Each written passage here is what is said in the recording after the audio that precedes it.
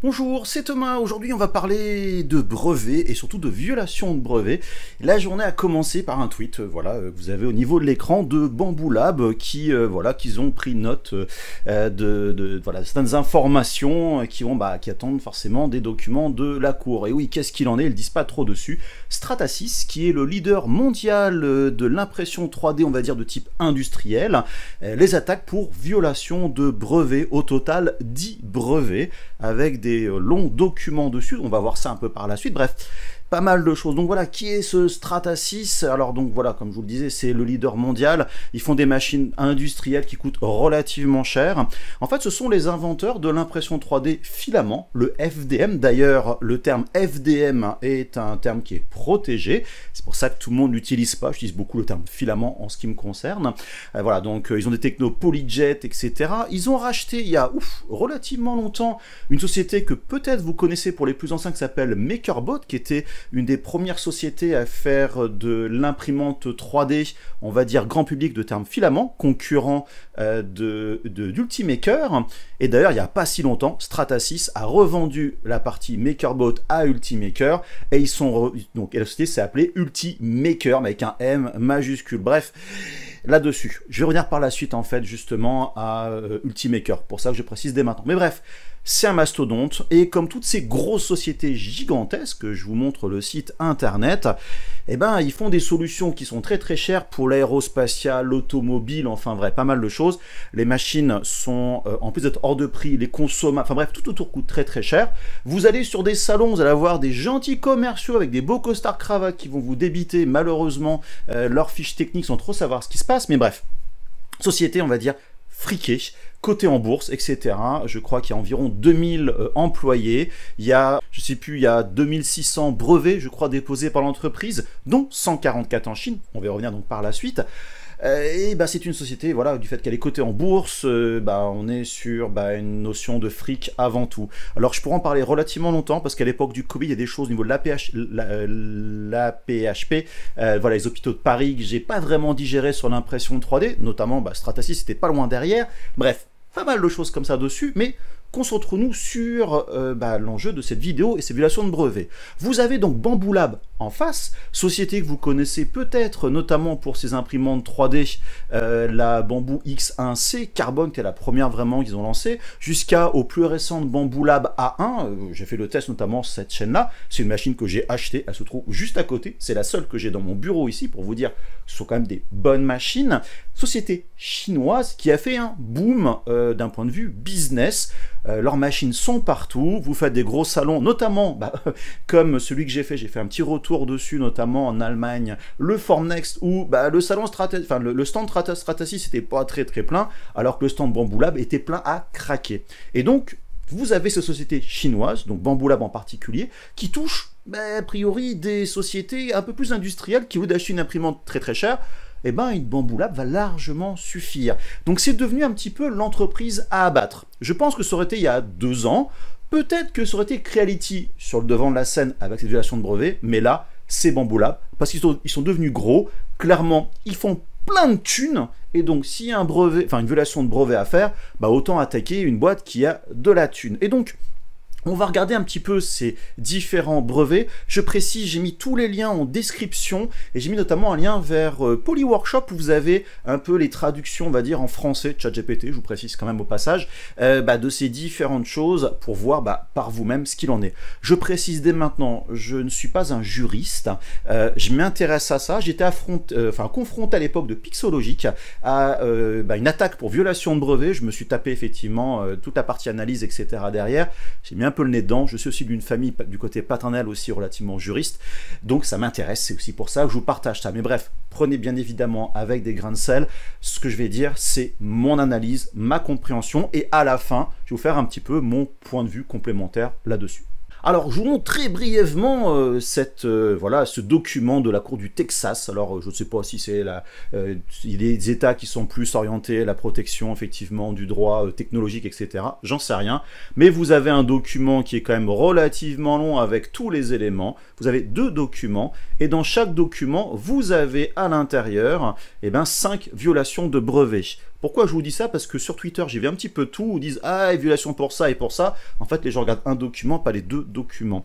Donc bref, vous avez ici, bah, typiquement, c'est le même motif à chaque fois. Si vous avez eu vous regardez une des violations de brevet dans tous les deux autres documents, le principe reste le même. Vous avez une explication un petit peu globale là-dessus. Vous avez surtout la violation de brevet, quels sont les éléments du brevet concernés qui ont été violés. Et ensuite, vous avez une explication de ce qu'a fait Bamboo Lab qui correspond à cette violation de brevet et donc ce qui est pas bien, on va dire là-dessus. Ce que je voudrais dire aussi, c'est que pour chaque violation de brevet, il y a en dessous un paragraphe un ensemble de paragraphes qui me fait doucement rigoler, parce que c'est l'hypocrisie juridique, on va dire là-dessus.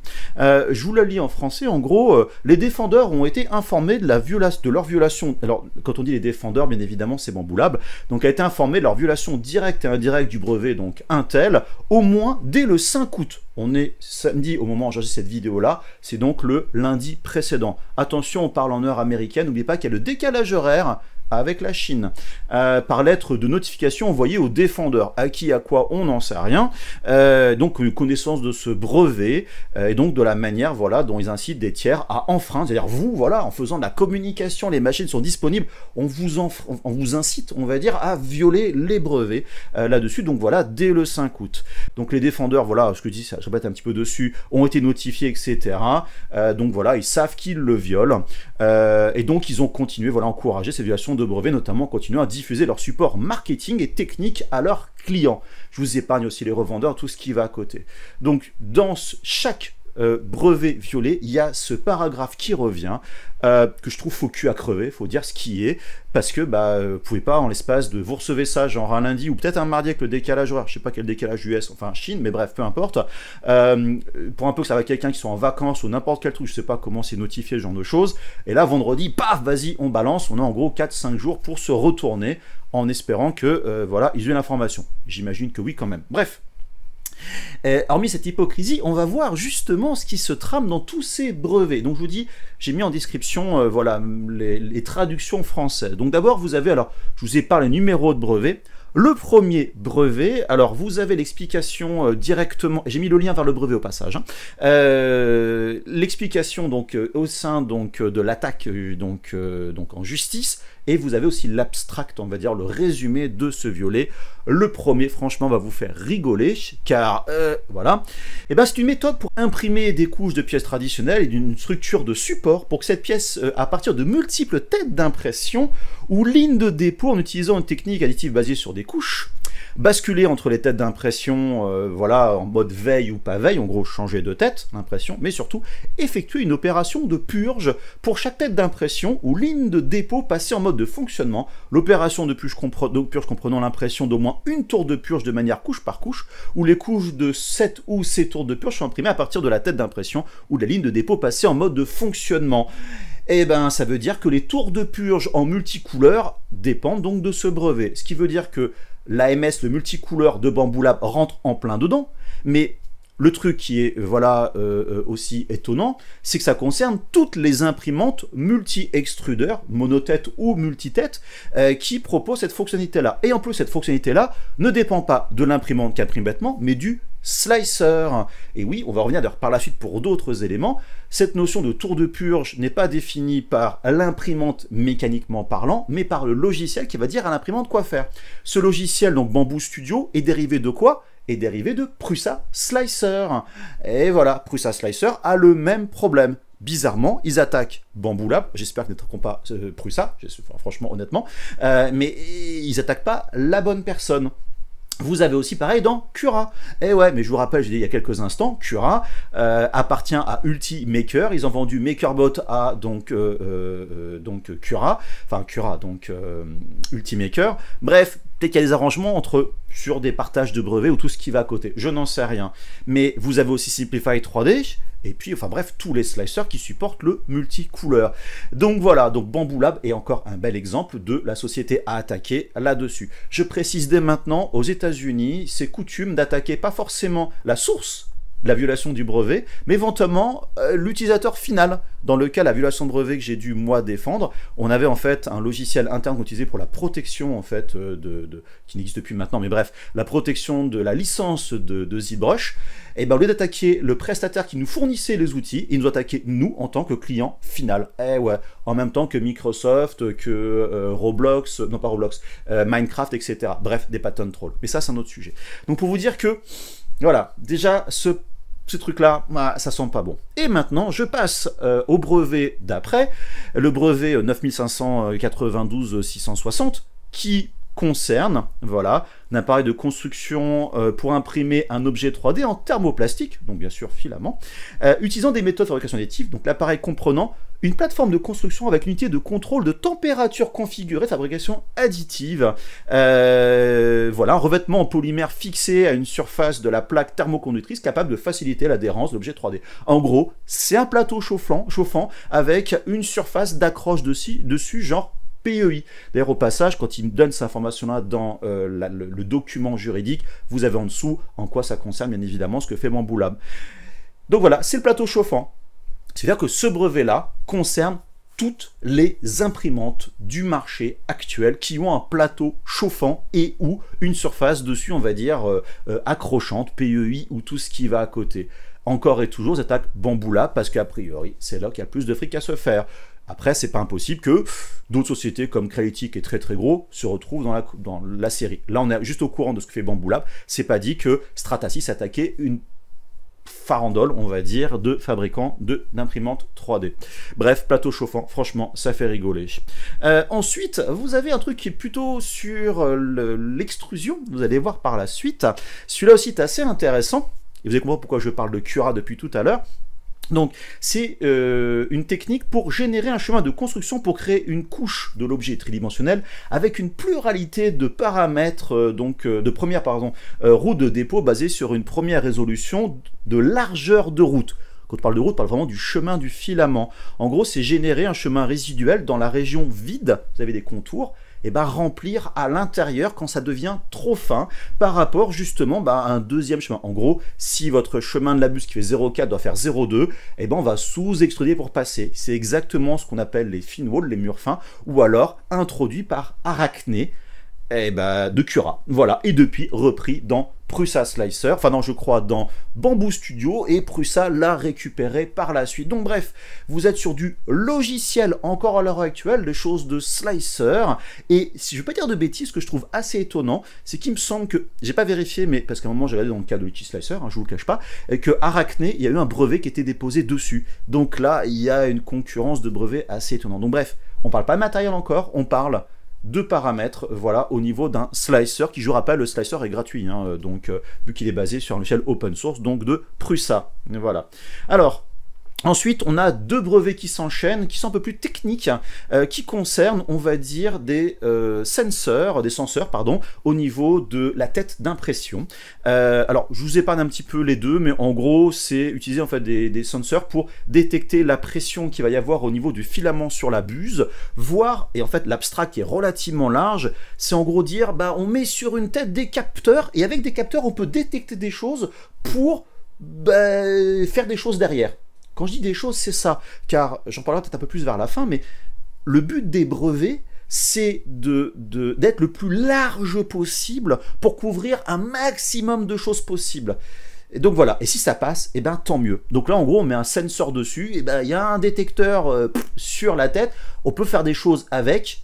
En fait, voilà, n'importe quelle imprimante 3D qui a un capteur dessus. Ce qui veut dire que dans le cas de Bambu Lab, vous avez des capteurs pour gérer justement le flow, si par exemple il y a une sous-extrusion, une surextrusion, ou alors même par exemple la tête qui tape sur le plateau pour faire le nivellement, et ça notamment ils en parlent pour la A1 et la A1 mini, pour faire la mise à niveau du plateau, vous rentrez dedans directement. Donc voilà, donc ça c'est...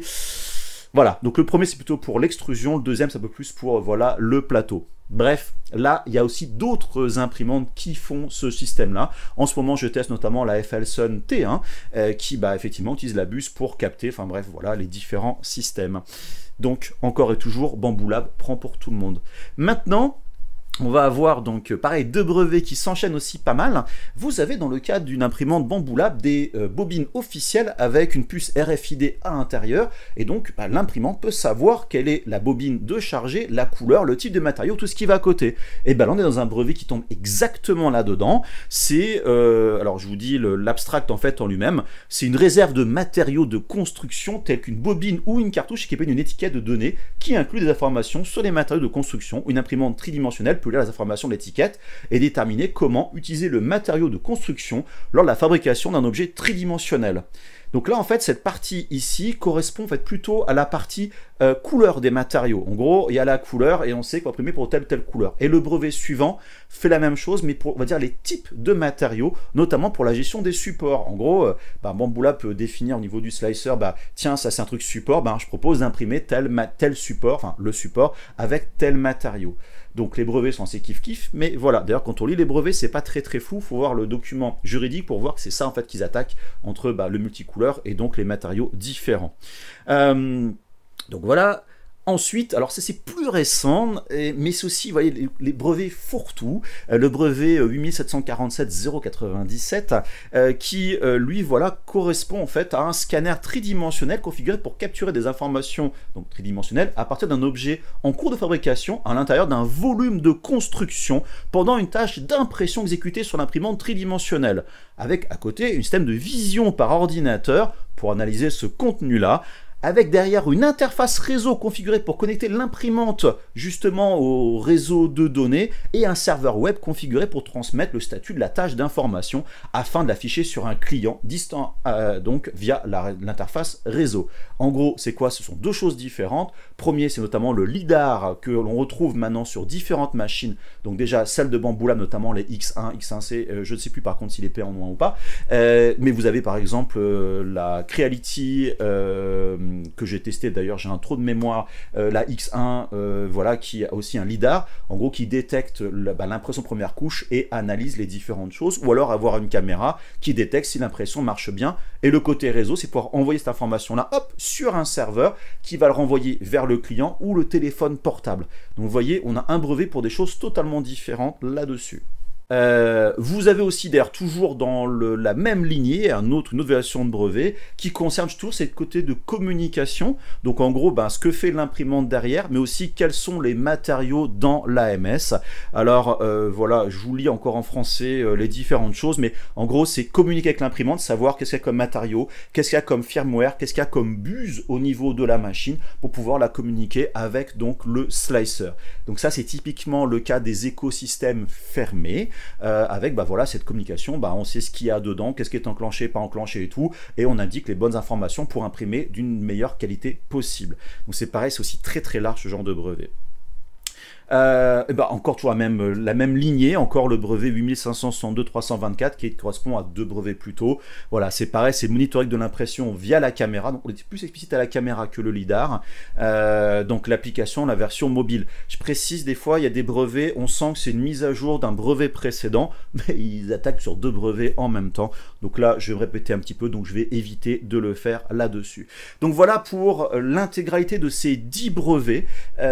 Donc je vous ai dit, j'ai mis la description avec les traductions en dessous. Moi, ce que je vais vous en dire, donc là, c'est mon point de vue, vous en faites ce que vous en voulez, mais voilà, je l'ai déjà dit, je le répète, c'est clairement, Bambu Lab est un danger pour donc cette société, Stratasys, qui perd clairement des clients. Je suis une société, on va dire, en recherche de design. Je suis pas une grosse société cotée en bourse, mais une start-up qui a les moyens et tout dessus. Et faire du prototypage maintenant, au lieu d'acheter une imprimante 3D qui va coûter 70 000, 100 000 euros ou même 50 000 euros, peut-être que j'ai m'acheter 3-4 Bambu Lab X1C par exemple, qui vont coûter sacrément moins cher et qui vont faire le même taf derrière. Sur des machines qui savent gérer des matériaux relativement complexes, peut-être pas industriels, mais relativement complexes, pour tester énormément de choses. On appuie sur un bouton, ça marche. Donc c'est un très grand danger. J'en ai parlé, non, je voulais en parler, pardon, excusez-moi, dans une des news créatives. Je ne l'ai pas fait, c'était un peu trop technique. J'aurais peut-être dû le faire finalement avec du recul, où notamment il y a eu un retour du business de l'impression 3D, ou peut-être je l'ai fait, je ne sais plus, excusez-moi. J'ai un doute, bref, où justement depuis 2 ans, le marché de l'impression 3D est en déclin, sauf le marché, on va dire, grand public, les imprimantes à moins de 1500 euros. Donc ça veut dire que ce marché industriel est en baisse, donc clairement le marché Stratasys, et donc il voit forcément d'un très mauvais œil, et j'imagine aussi pour leurs actionnaires, les fabricants comme Bambu Lab qui leur bouffent énormément de marché. Ce que je trouve aussi, voilà, à voir maintenant par rapport à d'autres marques, mais il y a différents brevets dessus qui touchent d'autres marques, y compris des grosses. Par exemple, toute la partie RFID, donc avec ces petites puces pour détecter, voilà, au niveau des cartouches et des matériaux. Vous avez Formlabs, marque que je connais relativement bien, que c'est Form 2, depuis la Form 2 d'ailleurs, 3 et 4 ont des systèmes de cartouches avec des RFID que l'imprimante 3D peut détecter pour savoir quelle est la cartouche, la matière et les paramètres dessus. J'en parle en connaissance de cause, ma Form 2 avait déjà ce système-là il y a relativement longtemps. Pourquoi Formlab n'est pas attaqué, je n'en sais rien, peut-être qu'il y a un arrangement entre eux, c'est pas impossible, mais Formlab a aussi énormément de fric. Voilà, faut dire ce qui est. Donc, au final, cette conclusion-là, maintenant, c'est, on ne sait pas ce qui va se passer par la suite. J'imagine que Bambu Lab a quand même les moyens de se défendre, mais je pense qu'on va sortir le popcorn, parce que là, la communauté qui est quand même très très grosse de fans de Bambu Lab va s'acharner sur les réseaux sociaux. D'ailleurs, on commence déjà à le voir à droite à gauche. Vous voyez, moi-même, je fais une vidéo pour dire, je trouve ça pue, franchement. Pourquoi? Parce que ces trucs de brevets, alors il y a des choses, c'est un peu spécifique, un lidar, etc., je peux comprendre. Mais le plateau chauffant, les tours de purge, ça fait depuis des années que ça existe dans différents slicers, différents logiciels, pourquoi ne pas attaquer avant? Et surtout, j'ai envie de dire, ce sont des brevets qui devraient être, dans la majorité de ces 10 brevets-là, devraient être invalidés avec le temps. Vous remarquez aussi qu'ils attaquent aux États-Unis, ces brevets sont souvent déposés aux États-Unis, où sans rentrer dans le détail, notamment, il y a le brevet d'idée qui existe là-bas, ce qui est une aberration pour moi, anti-développement de l'innovation, on va dire là-dessus. J'imagine que Bambu Lab était peut-être au courant de certains brevets. Maintenant, je vous le cache pas que moi, dans le cadre du boulot, et depuis tout le temps que je suis dans le monde de la 3D, et depuis donc un peu plus récemment dans le monde de l'impression 3D, quand on développe des choses, on regarde même pas s'il y a des brevets. Là, je vous ai dit tout à l'heure qu'il y avait 2000 et quelques brevets au niveau de Stratasys. Comment vous voulez chercher dans des brevets, sans compter qu'il y a des brevets des fois qui sont imbitables, incompréhensibles, ou tellement large dans l'explication qu'on ne sait pas si ça rentre dedans ou pas. Donc on essaye de passer éventuellement entre les gouttes, si tout peut le faire. Donc voilà, maintenant à voir si Stratasys attaque d'autres sociétés. Je trouve que ce serait hypocrite de leur part d'attaquer que le plus gros, parce que pourquoi Creality ne serait pas derrière, pourquoi Anycubic ne le serait pas, pourquoi pas Elego, etc. Donc Prusa aussi, qui est plutôt européen, avec notamment, je crois maintenant, une usine aux États-Unis. Dites-moi si je dis des conneries comme au passage en commentaire, hein, n'hésitez pas, mais... Voilà, maintenant, qu'est-ce qui peut se passer concrètement? Alors là, c'est une plainte en justice, on n'en sait pas plus parce qu'il y a juste le tweet donc, de Bambu Lab là-dessus. Ces deux documents, peut-être qu'il y en a d'autres au niveau de la cour, donc à voir, enfin la dépôt de plainte, à voir ce qu'il y aura par la suite.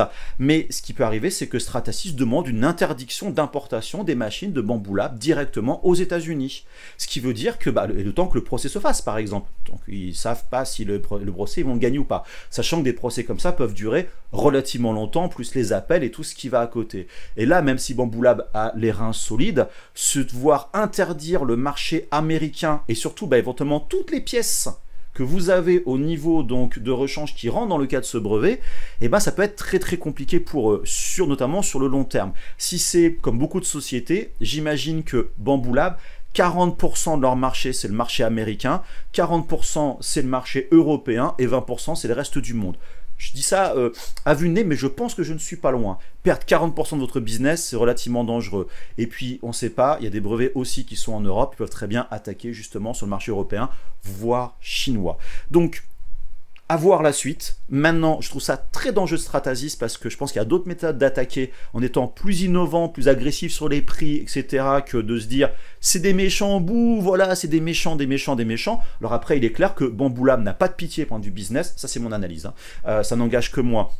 Avec ce qu'ils ont fait, ils ont pompé des trucs, notamment chez Prusa, leur site internet, il y a beaucoup de choses dans leur façon de travailler, bon, il y a une inspiration très profonde chez Clipper, à ce qui a été copié ou pas, on n'en sait rien, mais ils n'ont pas de pitié là-dessus, donc je pense qu'il va y avoir un combat de coq dans une cour, voilà, désolé de l'analogie, mais à suivre, voilà, maintenant, qu'est-ce qu'on va savoir ou pas, mais c'est clair que Stratasys va perdre des plumes d'un point de vue, on va dire, image de marque, parce que la communauté qui utilise des Bambu Lab est quand même gigantesque.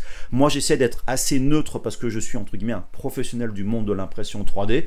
On ne sait pas ce qui peut se passer par la suite, mais la façon de faire est franchement crade, je pense, de mon point de vue. Et c'est clair que même si je suis pas fan de Bambu Lab d'un point de vue société, même si j'aime bien leur machine, hein, faut dire ce qui est, eh ben, je vais pas aller défendre, on va dire, Stratasys derrière.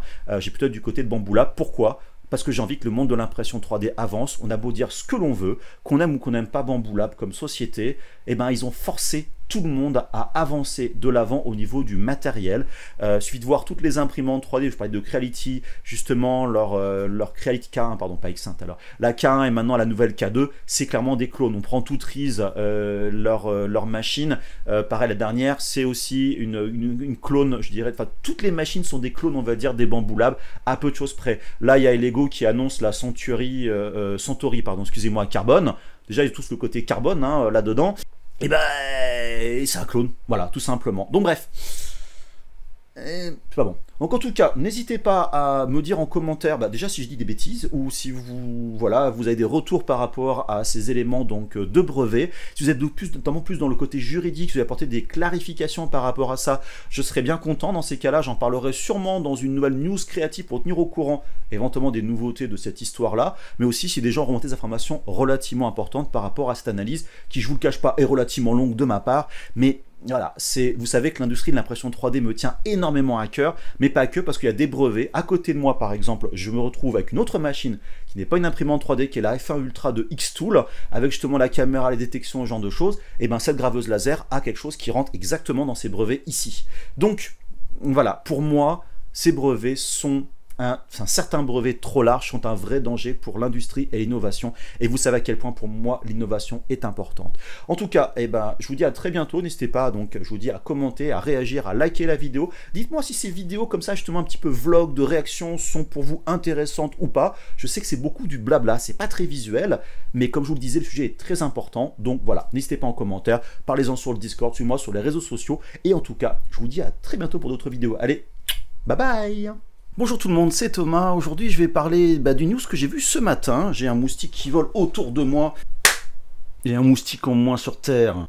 Et en plus, il m'a piqué.